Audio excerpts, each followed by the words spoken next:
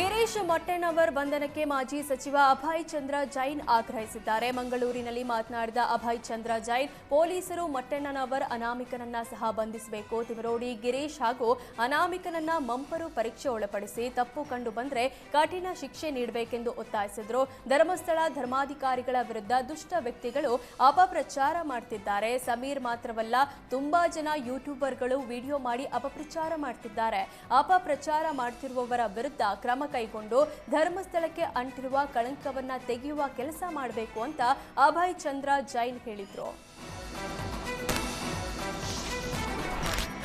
ವಿಧಾನಸಭೆಯಲ್ಲಿ ಅನುದಾನ ಚರ್ಚೆ ವೇಳೆ ಸಿಎಂ ಕುರ್ಚಿ ಕದನ ಸಂಬಂಧ ಬಿಜೆಪಿ ಶಾಸಕ ಸುನೀಲ್ ಕುಮಾರ್ ಕಿಚ್ಚಾಯಿಸಿದ್ರು. ಅನುದಾನವನ್ನ ಈ ಮುಖ್ಯಮಂತ್ರಿಯಿಂದ ಕೊಡಿಸ್ತೀರೋ ಅಥವಾ ನವೆಂಬರ್ನಲ್ಲಿ ಪದಗ್ರಹಣ ಸ್ವೀಕರಿಸುವ ಮುಖ್ಯಮಂತ್ರಿಯಿಂದ ಕೊಡಿಸ್ತೀರೋ ಅಂತ ಶಾಸಕ ಸುನೀಲ್ ಕುಮಾರ್ ಆಡಳಿತ ಪಕ್ಷದ ಕಾಲೆಳೆಯುದ್ರು. ರಾಜ್ಯದಲ್ಲಿ ಗ್ರಾಮೀಣ ರಸ್ತೆಗಳ ಕತೆ ಹೇಳೋಕ್ಕಾಗಲ್ಲ. ರಸ್ತೆಯಲ್ಲಿ ಗುಂಡಿ ಹುಡುಕಬೇಕೋ, ಗುಂಡಿಯಲ್ಲಿ ರಸ್ತೆ ಹುಡುಕಬೇಕೋ ಗೊತ್ತಾಗ್ತಿಲ್ಲ. ಗ್ಯಾರಂಟಿಗಳಿಂದ ಎಲ್ಲಾ ಚಟುವಟಿಕೆಗಳು ಬಂದಾಗಿದೆ. ಅನುದಾನ ಕೊಟ್ಟರೆ ಜನರು ನಮ್ಮನ್ನ ಗೌರವಿಸ್ತಾರೆ, ಇಲ್ಲದೆ ಹೋದ್ರೆ ಯಾರೂ ಶಾಸಕರನ್ನ ಗೌರವಿಸೋದಿಲ್ಲ ಅಂತ ಬಿಜೆಪಿ ಶಾಸಕ ಸುನೀಲ್ ಕುಮಾರ್ ಹೇಳಿದ್ರು.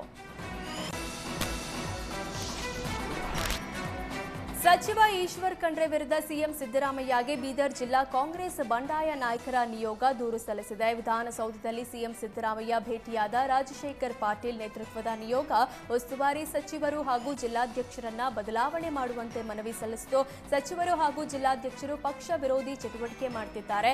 ಪಕ್ಷ ವಿರೋಧಿ ಚಟುವಟಿಕೆ ಹಿನ್ನೆಲೆ ಕ್ರಮ ಕೈಗೊಳ್ಳುವಂತೆ ಮನವಿ ಮಾಡಿದ್ರು. ಈ ವೇಳೆ ಮಾಜಿ ಎಂಎಲ್ಸಿ ಅರವಿಂದ ಕುಮಾರ್ ಅರಳಿ ಸಹ ಹಾಜರಿದ್ದರು.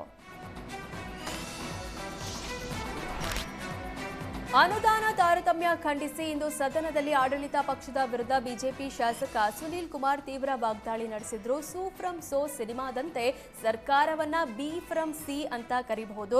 B from C bogus from Congress ಅಂತ ಸುನೀಲ್ ಕುಮಾರ್ ಕಿಡಿಕಾರಿದ್ರು. 5 ಗ್ಯಾರಂಟಿ ಯೋಜನೆಗಳಿಂದಾಗಿ ಅಭಿವೃದ್ಧಿ ಕಾರ್ಯಕ್ರಮಗಳು ಕುಂಠಿತ ಆಗಿವೆ ಅಂತ ಸಿಎಜಿ ವರದಿ ಸ್ಪಷ್ಟವಾಗಿ ಹೇಳಿದೆ. ಅಭಿವೃದ್ಧಿ ಕಾರ್ಯಕ್ರಮಗಳಲ್ಲಿ ಸರ್ಕಾರ ಹಿಂದೆ ಉಳಿದಿದೆ. ಇದು ಇಲ್ಲದ ಸರ್ಕಾರ.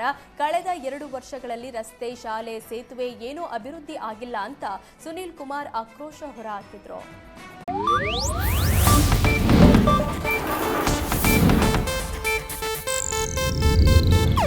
ಇದು ಏಷ್ಯಾನೆಟ್ ನ್ಯೂಸ್ ನೆಟ್ವರ್ಕ್ ಪ್ರಸ್ತುತಿ.